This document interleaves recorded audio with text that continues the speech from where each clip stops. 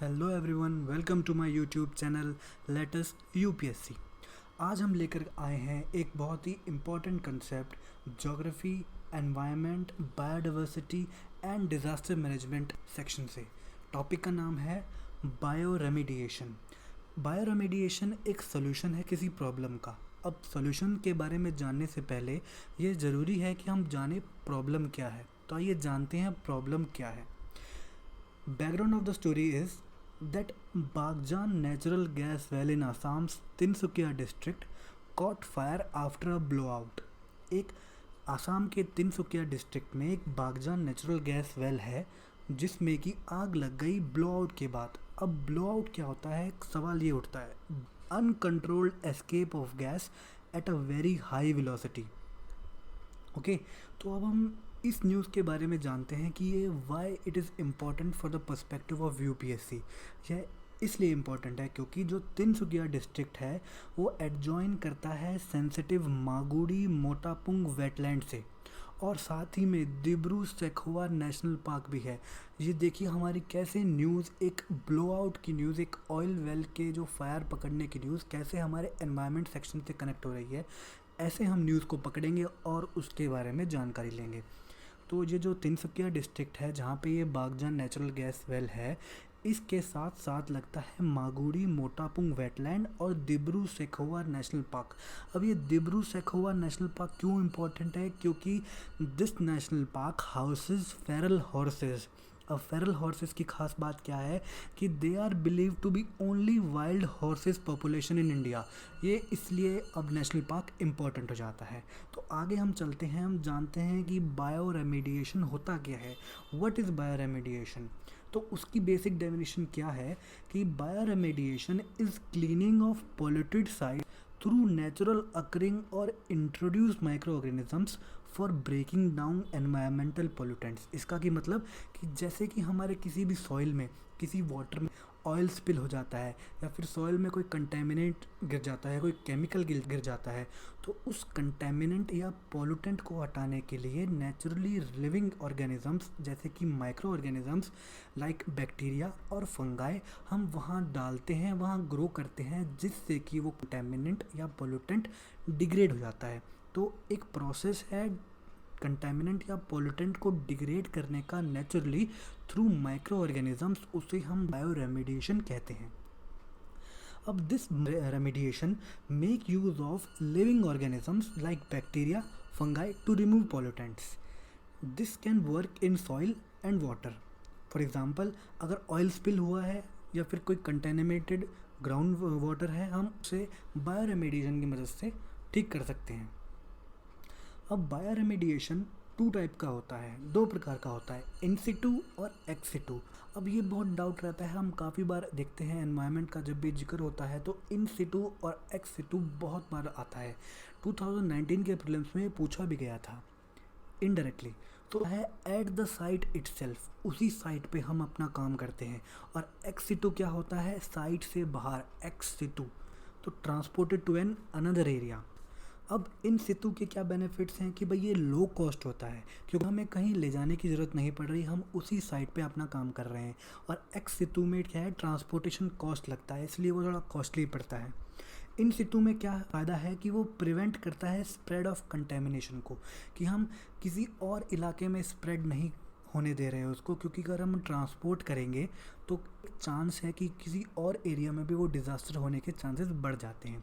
पर ex situ के क्या एडवांटेज है कि हम उस जगह जहाँ कंटेमिनेशन है, मान लीजिए 100 स्क्वायर मीटर के एरिया में कंटेमिनेशन है और उसमें से हमारे सिर्फ जो 20 स्क्वायर मीटर का एरिया है सिर्फ उसमें कंटेमिनेशन है, तो हम उस 20 स्क्वायर मीटर के एरिया को कहीं और ले जाके ट्रीट करें तो हमारा कम से कम 80 स्क्वायर मीटर का एरिया है, वहाँ हम अपनी जो काम कर रहे हैं रेगुलरली वो काम स्टार्ट कर सकते हैं।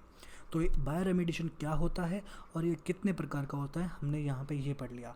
अब आते हैं हम कि फैक्टर्स क्या हैं फॉर इफ़ेक्टिव बायो रेमिडिएशन। तो फैक्टर्स बहुत जानना ज़रूरी है बायो रेमिडिएशन की, कि उसको होने के लिए क्या चीज़ों की ज़रूरत पड़ती है हमें।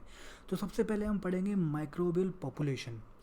Each strain degrades particular type of pollutant, there must be enough microbes that can degrade all types of pollutants. अभी जो माइक्रो ऑर्गेनिजम्स होते हैं, कुछ माइक्रो ऑर्गेनिजम्स तो अपने आप काम करते हैं कुछ पॉल्यूटेंट्स के लिए, कुछ माइक्रो ऑर्गेनिजम्स को हमें रिसर्च से, बायो इंजीनियरिंग से ऐसा बनाना पड़ता है कि वो पर्टिकुलर टाइप ऑफ पॉल्यूटेंट को डिग्रेड करे। तो ये बहुत ज़रूरी है कि हमारे पास जो पॉल्यूटेंट हैं उन्हें डिग्रेड करने के लिए हमारे पास वैसे माइक्रो ऑर्गेनिजम्स का होना बहुत ज़रूरी है। फिर आते हैं हम ऑक्सीजन पे। Enough presence of oxygen to support aerobic degradation. ये हम सबको पता है कि ऑक्सीजन और वाटर का होना बहुत ज़रूरी है डिग्रेडेशन प्रोसेस को होने के लिए। तो ऑक्सीजन की पर्याप्त मात्रा हमें होनी चाहिए। Water, soil moisture should be between 50 to 70% to facilitate this process. फिर हम आते हैं न्यूट्रिएंट्स पे।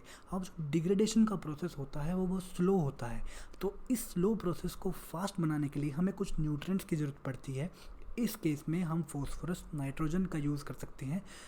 इन न्यूट्रिएंट्स की वजह से डिग्रेडेशन का प्रोसेस फास्ट हो जाता है। फिर आते हैं हम टेम्परेचर पे।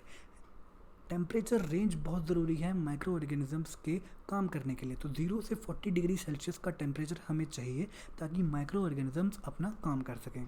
फिर pH level, pH level soil का, वाटर का ऑलमोस्ट न्यूट्रल होना चाहिए इस केस में 6.5 to 7.5। तो अब हमने पढ़ लिए ये फैक्टर्स क्या होने चाहिए बायो रेमेडिएशन के होने के लिए। अब हम पढ़ते हैं इसकी एडवांटेजेस क्या हैं। Advantages of bioremediation. सबसे पहले एडवांटेजेस ये आती है कि एक नेचुरल प्रोसेस है, रिलीजेस हार्मलेस बायो प्रोडक्ट्स। इसके जो बायो प्रोडक्ट्स होते हैं वो CO2, वाटर और सेल बायोमास होता है। तो इससे बड़ी बात क्या हो सकती है, हम ऐसा सोल्यूशन यूज़ कर रहे हैं जिसके जो बायो प्रोडक्ट्स में निकल के आ रहे हैं वो हार्मलेस हैं बिल्कुल। तो एक तो हमें फ़ायदा, और पॉल्यूटेंट था वो डिग्रेड हो गया है, और जो उसके बायो प्रोडक्ट्स हैं इस प्रोसेस से वो भी बिल्कुल हार्मलेस हैं। अगला एडवांटेज है कि complete destruction, used variety of contaminants. हम माइक्रो ऑर्गेनिजम्स को बायो इंजीनियर करके अपने रिसर्च एंड टेक्नोलॉजी से वाइड वैरायटी ऑफ कंटेमिनेंट को डिग्रेड कर सकते हैं। अगला एडवांटेज है ऑन साइट ट्रीटमेंट। हमें कहीं ले जाने की ज़रूरत नहीं है, हमारे पास मेथड है, ऑप्शन है कि हम ऑन साइट ट्रीटमेंट उस कंटेमिनेंट का कर सकें। फिर आता है ये कॉस्ट इफ़ेक्टिव है, बहुत ही लेस एक्सपेंसिव है दैन अदर मेथड्स। बहुत सारे मेथड्स हैं, टेक्नोलॉजिकल रिसर्च डेवलपमेंट जैसे जैसे होती आ रही है, हमारे पास बहुत सारे मेथड्स आ रहे हैं इन सब पोल्यूटेंट्स को डिग्रेड करने के लिए, पर एक नेचुरल प्रोसेस है और कॉस्ट इफेक्टिव भी है, ऊपर से सस्टेनेबल है।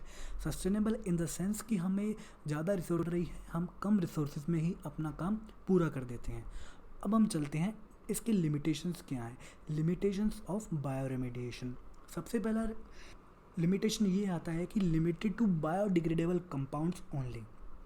इसका मतलब ये है कि जो कंपाउंड बायोडिग्रेडेबल है नेचर में पहले से, उन्हीं को ही ये डिग्रेड कर सकता है।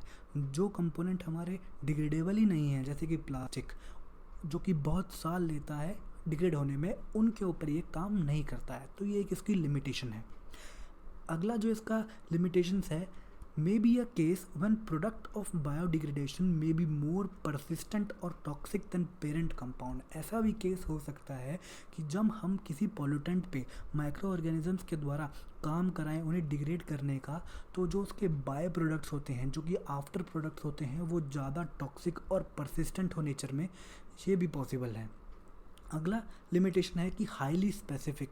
इस जैसा कि अभी हमने पढ़ा इसके factors of effective bio remediation में कि उसके होने के लिए एक स्पेसिफिक मॉइस्चर चाहिए, ऑक्सीजन चाहिए, सॉइल में मॉइस्चर चाहिए और पीएच लेवल चाहिए, एक टेम्परेचर रेंज चाहिए। तो इतनी हाई स्पेसिफिक होने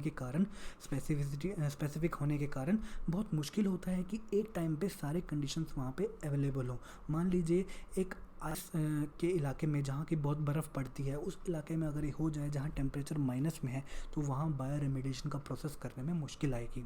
अगली लिमिटेशन है इसकी, बायो इंजीनियर करने के लिए माइक्रो ऑर्गेनिजम्स को रिसर्च और टेक्नोलॉजी में बहुत एडवांस्ड हमें होना पड़ता है। तो डेवलपिंग और पुअर नेशंस तो जिनके पास खाने के लिए पैसा नहीं है, वो इतना रिसर्च और टेक्नोलॉजी में एडवांसमेंट कहाँ से लाएंगे, तो उनके लिए कॉस्ट इफेक्टिव बिल्कुल भी नहीं है। अगली लिमिटेशन है कि no proper measure to evaluate performance as to when can we say that site is clean.